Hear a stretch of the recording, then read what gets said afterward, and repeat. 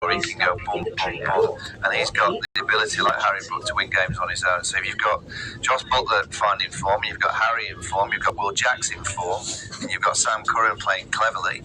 You know, that looks dangerous, yeah. There's 4 in the 7, and then you've got Phil Salt, who's always dangerous at the top. England can come over here next week with 4 or 5 in decent form in that top 7, because I've seen enough with the ball, and I think the bowling will be fine. They've got some real good combinations. But if they can just get a player or 2 in form tomorrow, coming to play on better wickets next week, I think England could be a real threat. But do you think they'll experiment at all? Because like you said, not too much at stake, maybe get Wood back in. England is CSK. They win, they carry on. Just to add on, the good thing about England is they're finding a way how to win. The game against Pakistan as well, last game as well. So I think they're finding a way how to win the matches, and I feel that's the most dangerous thing. Butler is struggling, Phil Salt again got to win here and there. Others as well aren't doing too well. Then Will Jacks is doing well for them, got 3 man of the matches. But the good thing about them, they will take confidence from that. Whoever is actually struggling, but there's a guy who's actually putting his hand up and contributing for the team, and from there, quality-wise, they're doing really well. And as Michael rightly mentioned, the conditions, the semi-finals will be completely different. Wickets will be completely different. So tomorrow, probably Josh Butler would like to get some runs. Phil Salt, that opening combination, they would like to get some runs, and the ballers, as I said, so I think England. I'm really happy. As a cricketer, it's good to see that this station is that's really rather than just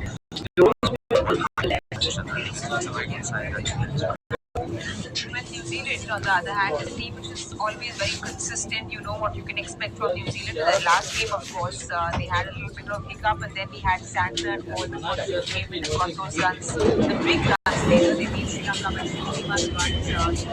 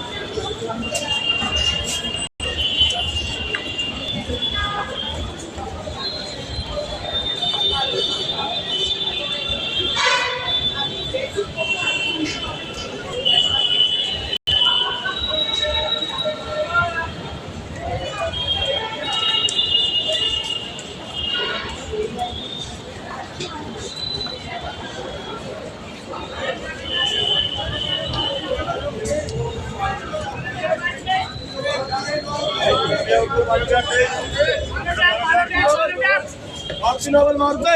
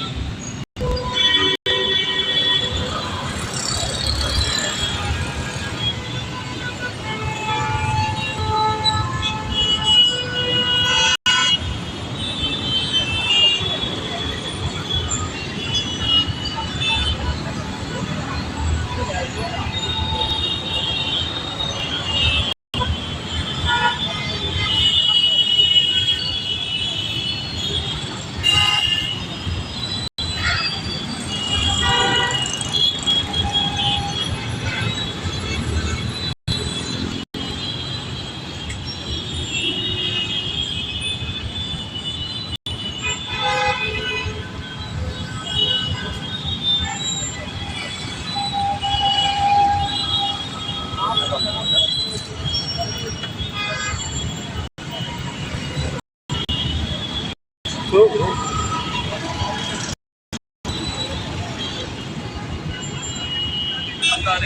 हुए खिलाड़ी variation से काम करते हैं।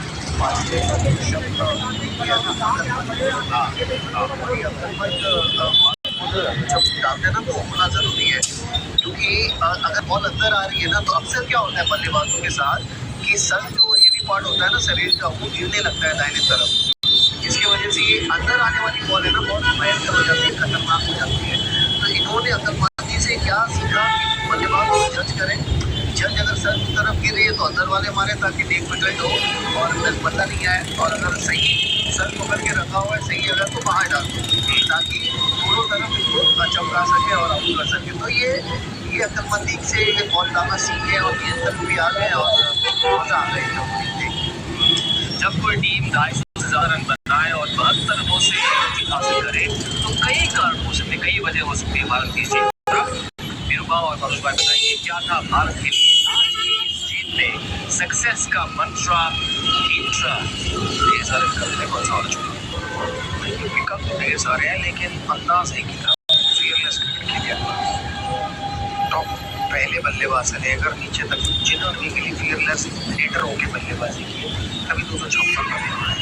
मेरे लिए वही बनता रहा है फियरलेस।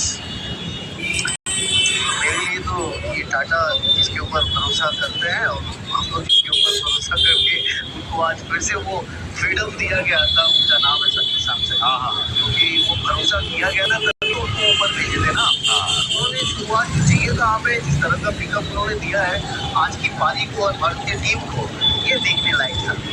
और वो पिकअप ही था जिसके कारण पहले 6 ओवरों में एक कंफर्टेबल शुरुआत 44 बिना किसी नुकसान के, और उसी प्लेटफॉर्म की वजह से, उसी पिकअप की वजह से एक स्मूथ राइड रही भारत के लिए। इनफैक्ट पहले 6 ओवरों में 13.33 के रन रेट से, और उसके बाद अंत में जो रफ्तार पकड़ी भारत ने, मनोज भाई जो साझेदारी रही 84 रनों की, ये सक्सेस का मतलब एकदम देखिए जब इस तरह की पारी और इस तरह का स्कोर लगता है ना तो बहुत सारे होते हैं सक्सेस का मतलब, लेकिन टीम की बात है जब आप लीड करते हो ना तो फल मिलता है।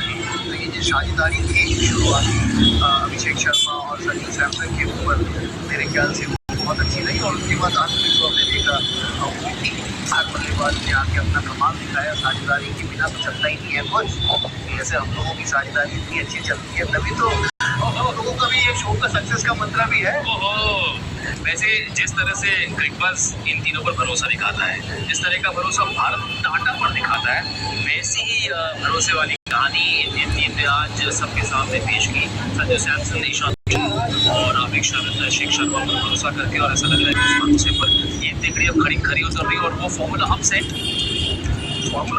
बट ये संभव नहीं थी यार, इसके खिलाफ तो किसी को भी खड़ा कर देते आप है कि नहीं?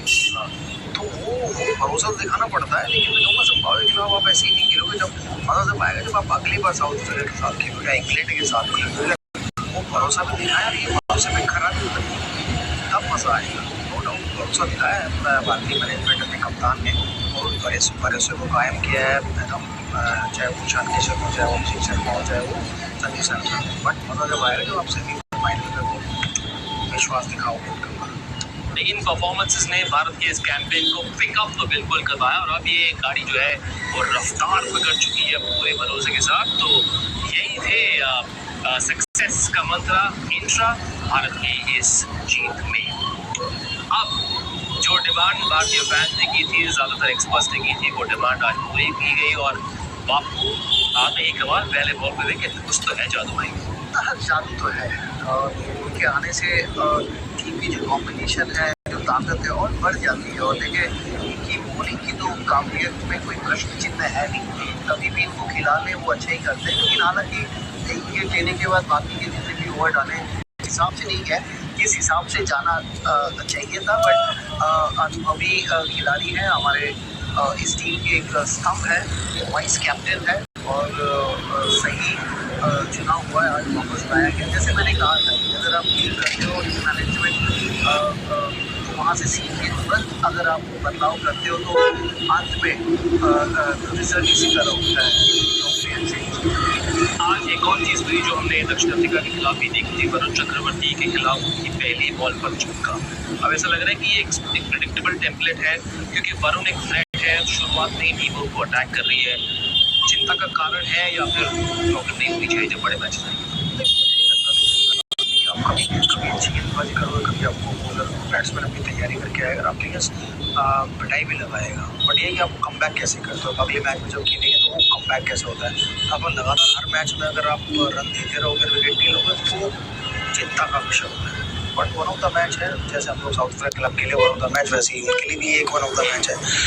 अच्छे बॉलर उन्हें मालूम है, कम बैक जरूर करेंगे कि भाई मैं और कैसे इंपॉर्टेंट ओवर्स जब डालूँ और आउट करके दूँ। रन तो सभी खाएंगे और विकेट ले लेते तो रन पे रुकावट लग जाती है। मॉर्नी मॉकल की शक्ल देखी, थोड़े से गंभीर मुद्रा में थे, सीरियस लग रहे थे। खुश नहीं होगी कि 7 wides 2 no balls going into the semis, या वेस्ट इंडीज वाला मुकाबला भी बाकी है। क्या इंटेंसिटी थोड़ी सी ड्रॉप हुई ऐसा लग रहा है 250 बनाने के बाद? देखिए कभी मॉर्नी मॉकल को थोड़ा गंभीर लग सकता है, क्योंकि संगत का असर है और मेरे ख्याल से थोड़ा चिंता का विषय है। वो ये है कि वरुण चक्रवर्ती थोड़े से लेंथ अभी तक नहीं पकड़ पाया जो इससे पहले वो पकड़ रहे थे। क्योंकि अगर आप देखें साउथ अफ्रीका के खिलाफ ना उनकी लेंथ ऊपर हो रही थी, तो डेविल ब्रेविस जो थे वो जिस तरह से क्रिस्टन स्टफ जिस तरह से सामने उनको छक्के पे तब्दील कर रहे थे, और आज अगर आप देखें उनकी बॉलिंग तो मेरे ख्याल से थोड़े शॉर्ट रहे, और थोड़े से शॉर्ट रहने के कारण सिकंदर रजा ने उनको बहुत अच्छे तरीके से पिकअप मारा। तो वो हल्का सा एक जगह है जो वरुण चक्रवर्ती को पकड़ना पड़ेगा। तो अगर मेरे नजरिए से मैं देखूँ तो उसके अलावा शिवम दुबे का जो लास्ट मैच का एक्सपेरिमेंट जो था ऑफ स्टंप के बाहर वाला यॉर्कर्स, और आज भी जो एक्सपेरिमेंट करने की कोशिश की है, उसकी वजह से वो गंभीर लग रहे थे। क्योंकि शिवम दुबे को अगर आप देखें, इसके पहले जितने भी ओवर्स करते थे बहुत अच्छे तरीके से एग्जीक्यूट करते थे, लेकिन इसके पहले वाले जो मैच थे वहाँ बहुत ज़्यादा एक्सपेरिमेंट करने के चक्कर में मेरे ख्याल से उनको छोड़ देना चाहिए था कि भाई ऑफ स्टंप के बाहर वाला नहीं, इसके अलावा उनके ऊपर छोड़ दो, वो अच्छे से एग्जीक्यूट करके निकल सकते हैं। उनमें वो काबिलियत है, वो सालों साल डोमेस्टिक क्रिकेट में परफॉर्मेंस डाली है। आज के दिन में अगर आप देखें पिछले 2 मैच को मिलाएंगे ना, तो सबसे ज़्यादा अगर कॉन्फिडेंस किसी का डाउन हुआ है तो शिवम दुबे की बॉलिंग का हुआ है, क्योंकि उसका बॉलिंग जिस तरह से उभर के आना चाहिए था उस तरह नहीं आया, जिसकी वजह से वो गंभीर वाला जो चेहरा आप बता रहे हैं ना, वो झलक रहा है। बुमराह 3 ने 21, पांड्या 3 ने 21, दोनों ने अपना कोटा खत्म नहीं किया और वो 2 ओवर दुबे से करवाई। मैं तो एज अ फैन सोच रहा था कि भाई खत्म करो बुमराह और हार्दिक को देखकर। क्या वो बेसब्री फैंस की ओर से जायज़ है, और ये दुबे को 2 ओवर देना क्या सोच हो सकती है? कोशिश कर रहा है आज तो इतनी मार नहीं पड़ी, कभी कभी ऐसा भी होगा ना कि आपके बॉलरों को मार पड़ेगी तो आपको 1 या 2 ओवर का कुछ चाहिए होता है। हाँ, तो उसमें उनको प्रैक्टिस दे दी तो कोई बुरी बात नहीं शुरू होता है। बुमराह हार्दिक पांड्या तो डाल ही रहे हैं, मुझे नहीं लगता कोई चिंता। ओके, आपने अब 40 ओवर का खेल देख लिया है मनोज भाई, ज़्यादातर चीज़ें सही गई हैं। Going into the West Indies game, कोई स्पेसिफिक्स जिस एरिया पर आप थोड़ा सा काम होते हुए देखना चाहेंगे? मैं ये देखना चाह रहा था, हो सकता है मैं गलत देखना चाहता हूँ, मेरा नजरिया हो सकता है अलग। मैं ये देखना चाह रहा था जहाँ पे आपके इतने रन बन गए, वेस्ट इंडीज़ आपको पता है कि आपके क्वार्टर फाइनल मैच होने वाले हैं, वेस्ट इंडीज़ के खिलाफ आप किस बॉलिंग क्रम में चलना चाहेंगे? जैसे इसके पहले तो आपने बुमराह से शुरू करवाए थे ना, बुमराह और अश्विन से शुरू करवाए थे, लेकिन आज आपने हार्दिक पांड्या से और अश्विन से करवाए। अब वेस्ट इंडीज वाले मैच में देखने वाली बात होगी कि हार्दिक और अश्विन से जाएंगे या फिर वो थोड़ा सा मस्ट विन गेम है तो क्या आप जसप्रीत के साथ जाएंगे कि नहीं जाएंगे। तो वो जो आज एक्सपेरिमेंटल का जो था वो नहीं करके जो मैच में आप वेस्ट इंडीज में जो एग्जीक्यूट करना है वो प्रोएक्टिव होकर अगर करते तो ये फायदेमंद होता वेस्ट इंडीज के। वैसे भी यू नेवर नो, फायदेमंद होगी अपन टीम क्योंकि स्किल वाइज तो बहुत आगे है, बट ये देखना चाह रहा था वो मुकाबला रविवार को कोलकाता में ईद गार्डन्स पर, जहाँ पर बल्लेबाज एंजॉय करते हैं कंडीशंस उनके लिए अनुकूल होती बाजी और बॉलिंग कॉम्बिनेशंस। जो प्लान्स होंगे इंडिया के किस तरह से देखते हैं? आदित्य की बॉलिंग तो एक ही देखो, बदलने वाली तो है नहीं। ये बात है कि यहाँ पर अगर भारत ने पहली बल्लेबाजी की और दूसरों के पार रन लगा दिए, नहीं गिरना इस्तेमाल ऐसे हुआ कि मैं उनको शायद तीसरा, पांचवा, चौथा, छठा यूज़ करूँ, यहाँ पर आउट होने के बल्लेबाजी सबसे ज़्यादा चांस है, या मैं उनको लास्ट के 2 ओवर में यूज़ करूँ 18, 20 या 17, 19। तो ये गेंदबाजी करो तो आप डिफरेंट माइंडसेट से करते हो, और अगर आप सेकंड गेंदबाजी कर रहे हो 150 रन है आपके, या 200 रन है, या 225 रन है, उस हिसाब से आप मुद्रा का इस्तेमाल करते हो, which is fine। जिम्बाब्वे के लिए कैंपेन भले खत्म हुआ हो, इन 2 हार से पहले 2 मुकाबले में वो हारे हैं, आखिरी मुकाबले का कोई मतलब नहीं है क्योंकि फर्क पड़ेगा नहीं। फिर भी कुछ पॉजिटिव्स के साथ इस वर्ल्ड कप से वो घर जाएंगे। 2024 में मिस किया था, नहीं खेले थे, लेकिन इस बार बेहतर होकर आए हैं और ब्रायन बेनेट के रूप में एक बहुत बड़ा सितारा मिला है। आज भी नोट आउट रहे तक चुकी, लेकिन बहुत इनिंग्स है, बहुत अच्छी बॉलिंग और तारीफ करनी पड़ेगी, और इनका जो खेलने का अंदाज आपने दिया है और ये सब बहुत अच्छा है, और लीडर होके खेले। ऐसा नहीं था कि बाकी गेंदबाज को देख के वो थोड़े से भयभीत होके नर्वस लगे, ऐसा कुछ नहीं। उनका माइंडसेट ये था कि भाई जितने अच्छे बॉलर होंगे मैं अपनी भरोसा करके शॉट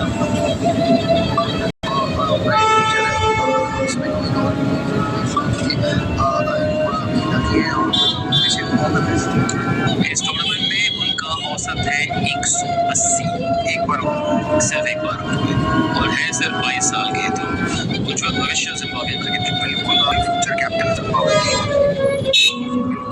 देखेंगे शायद आने वाले टाइम जिम्बाब्वे की कैप्टनसी करते हुए नजर आएंगे।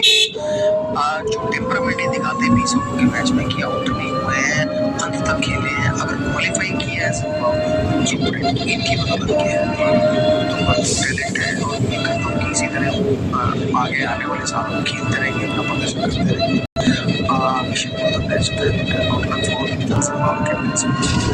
कई बार शॉट्स, गेंदबाजी, फील्डिंग, इन स्किल्स पर तो बात होती है, लेकिन कुछ चीज़ें बताते हैं कि जब कॉम्बिनेट में जो मेरे से रुकी थी बॉल को सब पे आते हैं, कई बार ये चीज़ें फैंस भी नोटिस करते हैं, चीज़ें याद रहती हैं, तो वैसे बैट से शायद दिमाग से नहीं चलता, तो बैट बनाने की कोशिश करते, बैट करने ज़्यादा चल रहे हो स्टंप में लग सकता है, अपने आप बेसिकली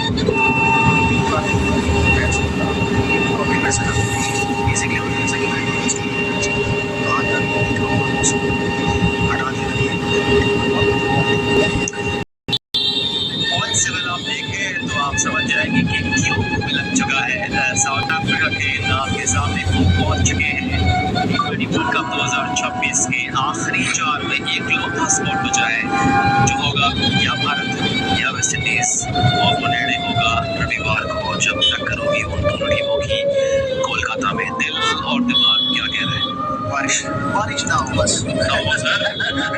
बारिश हो गया तो फिर वेस्ट इंडीज क्वालिफाई हो जाएंगे। हाँ, तो नहीं, सिर्फ बारिश होने से नहीं, वो पूरा मैच अगर अबैंडन हो गया तब, अगर मान लीजिए कोई मैच नहीं हुआ तो आप कह रहे थे कुछ बारिश के आसार थे, तो नहीं, कोई आसार नहीं है। अगर आसार भी होंगे तो मैं बोलूंगा नहीं। हमारे ऑडियंस नाराज हो जाएंगे, बोले नहीं बोलना चाहिए था तुमको। लेकिन 2-3 दिन पहले मैं कलकत्ता में था, तो वहाँ थोड़ी सी ओवरकास्ट हुई थी, ऐसा लग रहा था कि पूरा बहाएगा, लेकिन बहाया नहीं। और आशा यही रहेगा, प्रार्थना यही रहेगा भगवान से कि ना हो। हम लोग सभी चाहते हैं ना भारतीय टीम क्वालिफाई करे, जीत के आनंद लेंगे ना, उसके बाद शो करेंगे ना आपके साथ। बिरपाजी शो तो वैसे भी होना है, बारिश आए या ना आए, बहुत मजेदार होगा। सर देखो, आज गुरुवार की सुबह जो इंडियन क्रिकेट फैंस की विश लिस्ट थी आज पूरी हुई। साउथ अफ्रीका जीता, इंडिया जीता, जो